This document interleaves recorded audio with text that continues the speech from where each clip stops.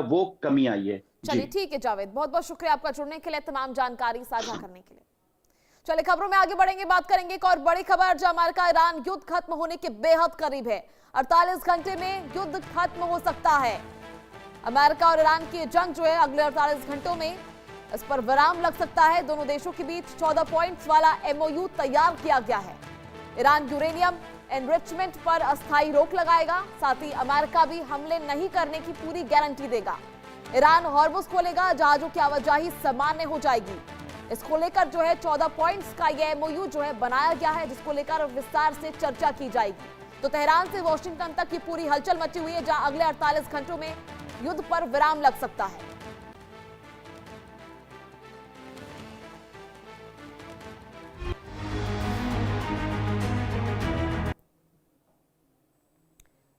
क्या ईरान और अमेरिका के बीच जंग अब सिर्फ 48 घंटे की मेहमान है? सूत्रों के मुताबिक 14 शर्तों वाला एक समझौता तैयार किया गया, जिसमें अमेरिका ईरान की जब्त संपत्तियां लौटाएगा और ईरान हॉर्मुज स्ट्रेट खोलने के साथ अपने न्यूक्लियर प्रोग्राम पर रोक लगाएगा। इसका मतलब क्या क्या है? एक बड़े युद्ध से बचने वाले हैं। सूत्रों के हवाले से खबर है कि अमेरिका और ईरान के बीच 14 बिंदुओं वाला MOU मेमोरेंडम ऑफ अंडरस्टैंडिंग को तैयार किया गया है। यानी अगले 48 घंटे तय करेंगे कि मिडल ईस्ट में शांति होगी या फिर दोबारा धमाके होंगे। चलिए आपको दिखाते हैं हमारी खास रिपोर्ट। मिडिल ईस्ट से इस वक्त की बड़ी खबर, ईरान अमेरिका में 48 घंटे में होगा युद्ध विराम। दोनों देशों के बीच 14 पॉइंट वाला MOU तैयार। मिडिल ईस्ट में कई दिनों से जारी तनाव, हमले, जवाबी हमले और अब एक बड़ी उम्मीद सीज फायर की।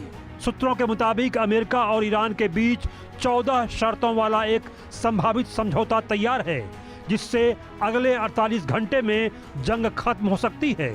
इस डील की सबसे अहम बातें समझिए। अमेरिका ईरान की फ्रीज की गई अरबों डॉलर की संपत्ति लौटाएगा। ईरान होर्मुज को फिर से पूरी तरह खोलेगा और सबसे बड़ी शर्त, ईरान अपने न्यूक्लियर प्रोग्राम पर रोक लगाएगा। अमेरिका की प्राथमिकता साफ है, ईरान के न्यूक्लियर प्रोग्राम पर लगाम और क्षेत्रीय स्थिरता। इस डील के जरिए वाशिंगटन एक बड़ा कूटनीतिक मैसेज देने वाला है। वहीं ईरान की रणनीति आर्थिक प्रतिबंधों से राहत और वैश्विक मंच पर वापसी अहम है। फ्रीज फंड्स की वापसी, तेल निर्यात में तेजी और अंतर्राष्ट्रीय दबाव से राहत, यही तेहरान की प्राथमिकताएं हैं। अगर ये डील फाइनल होती है तो ये सिर्फ सीज फायर नहीं बल्कि एक बड़ा रणनीतिक समझौता होगा। अगर जंग खत्म होती है तो तेल की कीमतों में गिरावट संभव है, जिससे ग्लोबल मार्केट्स को राहत मिल जाएगी और मिडिल ईस्ट में स्थिरता लौट सकती है। लेकिन सवाल अभी भी बाकी हैं। क्या दोनों देश भरोसा कर पाएंगे? क्या सभी 14 शर्तों पर सहमति बनेगी? और क्या क्षेत्रीय ताकतें इस डील को स्वीकार करेंगी? विशेषज्ञ मानते हैं कि ये डील सिर्फ दो देशों के बीच नहीं बल्कि पूरी दुनिया के पावर बैलेंस को प्रभावित कर सकती है। पूरी दुनिया की नज़र इस संभावित समझौते पर टिकी है। अगर ये डील होती है तो ये जंग का अंत नहीं बल्कि एक नई शुरुआत होगी। सवाल है कि क्या मिडिल ईस्ट में शांति की नई कहानी लिखी जाएगी या फिर ये सिर्फ एक और अधूरा समझौता साबित होगा। समझौते की अहम शर्तें समझिए। पहले युद्ध खत्म करने की घोषणा होगी।